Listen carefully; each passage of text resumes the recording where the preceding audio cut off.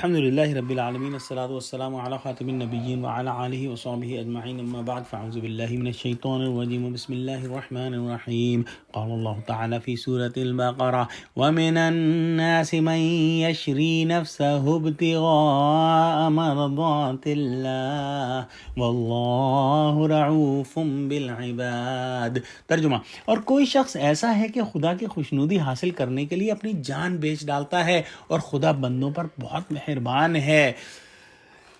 پچھلی آیتوں میں ہم نے اس منافق کا ذکر پڑھا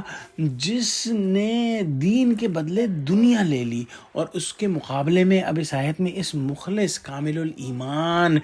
صحابی کا ذکر ہے جو دنیا اور جان و مال کو طلب دین میں صرف کر دیتا ہے۔ روایت کے اندر آتا ہے کہ یہ آیت جو ہے وہ حضرت صہیب رومی رضی اللہ تعالیٰ عنہ کے بارے میں نازل ہوئی، اور واقعہ کچھ یوں ہے کہ جب ہجرت کے وقت حضرت صہیب رضی اللہ تعالیٰ عنہ نے مکے سے مدینے ہجرت کے لیے سفر کا آغاز کیا تو قریش کے چند ارکان جو ہے، چند افراد ان کے پیچھے لگ گئے اور کہنے لگے کہ جب تم مکے آئے تھے تو تمہارے پاس کچھ نہیں تھا، اب جب تم نے جو بھی مال و اسباب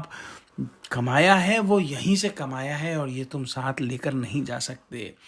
اس پر جو ہے صہیب رومی رضی اللہ تعالیٰ عنہ اپنی سواری سے اترے اور اپنے ترکش سے تیر نکالے اور ان سے کہا، اے قریش کے لوگوں، تمہیں معلوم ہے کہ میں تم میں سب سے بڑھ کر تیر انداز ہوں، اور خدا کی قسم کھا کر کہتا ہوں کہ تم مجھ تک نہیں پہنچ سکتے جب تک کہ میں اپنے سارے تیر تمہاری طرف نہ پھینک دوں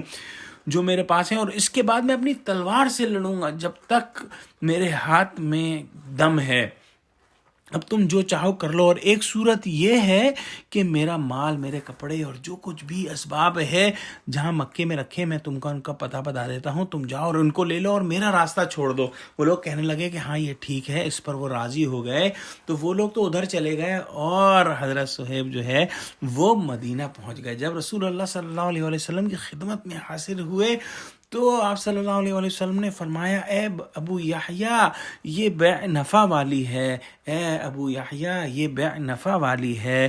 ابو یحییٰ جو ہے حضرت صہیب کی کنیت تھی، اور بیع سے مطلب یعنی یہ تجارت جو ہے تم نے وہ نفع والی، یعنی کہ بہت اچھا تم نے سودا کیا۔ اور وہ سودا کیا کیا کہ تھوڑی سی دنیا خرچ کر کے اپنی جان کو اور دین کو جو ہے وہ بچا لیا۔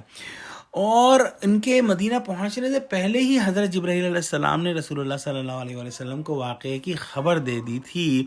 اور یہ بھی روایت میں ہے کہ یہ آیت جو ہے یہ حضرت صہیب رومی رضی اللہ تعالیٰ عنہ کے بارے میں ہی جو ہے وہ نازل ہوئی۔ اب جو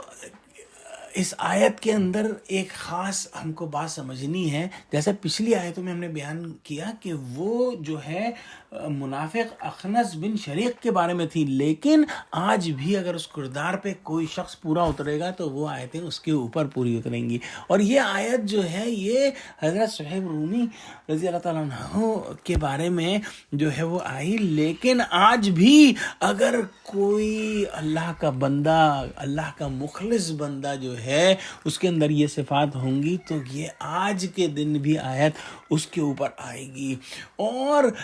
اس کے اندر جو میسج ہے وہ یہ ہے کہ اللہ کی راہ میں جان اور مال لگا دینا جو ہے وہ ایک بہت ہی منافع کا سودا ہے۔ اور یہ سوچیں اگر انسان کہ دنیا میں اگر کسی بڑے افسر کے لیے یا کسی وزیر کے لیے یا کسی جو ہے ملک کے پریزیڈنٹ کے لیے یا سی ای او کے لیے اگر آپ جو ہے